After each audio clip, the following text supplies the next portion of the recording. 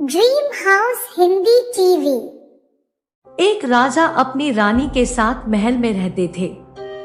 दोनों आपस में बहुत प्रेम करते थे।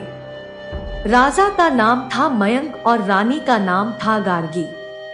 अचानक राजा मयंक को न जाने क्या हुआ, उनका रानी गार्गी से मन भर गया।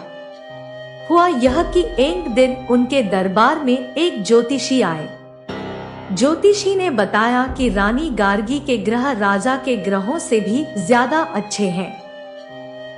उन्होंने यह भी कहा कि हो सकता है कि कुछ वर्षों के बाद शासन रानी संभालने लगे। राजा को यह बात बिल्कुल भी अच्छी नहीं लगी। उसी दिन से वे रानी से ईर्ष्या करने लगे। एक दिन तो उन्हें इतना गुस्सा आ गया कि उन्होंने रानी को तुरंत महल छोड़कर जाने को कहा। वे रानी से बोले, हम चाहते हैं कि आप तुरंत यह राजमहल छोड़कर अपने माता पिता के घर चली जाए। रानी यह बात सुनकर बहुत दुखी हुई।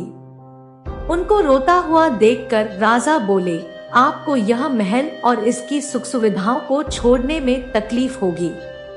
आप चाहे तो अपनी सबसे प्यारी और मूल्यवान वस्तु अपने साथ ले जा सकती हैं, बस इससे ज्यादा हम आपको कुछ नहीं दे सकते। ऐसा कहकर महाराज चले गए। रात को महाराज रानी से कुछ भी बोले बिना अपने कक्ष में जाकर सो गए। सुबह जब उनकी नींद खुली तो वे समझ नहीं पाए कि वे कहाँ हैं।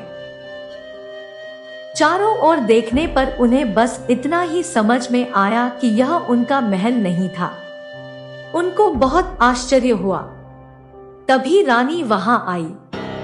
रानी को फिर से अपने सामने देखकर वे क्रोधित हो गए और बोले, यह हम कहाँ हैं? हम यहाँ कैसे आए? और आप यहाँ क्या कर रही हैं? रानी ने मुस्कुराकर उत्तर दिया, महाराज, यह मेरे माता पिता का घर है। आपके आदेश के अनुसार ही मैं यहाँ आई हूँ।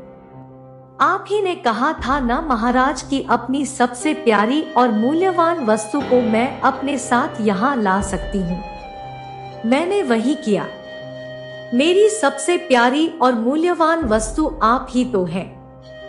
इसीलिए रात को जब आप सो रहे थे तब सैनिकों की मदद से मैं आपको यहाँ ले आई, आपके पलंग के साथ, जिससे कि आपकी नींद न टूटे।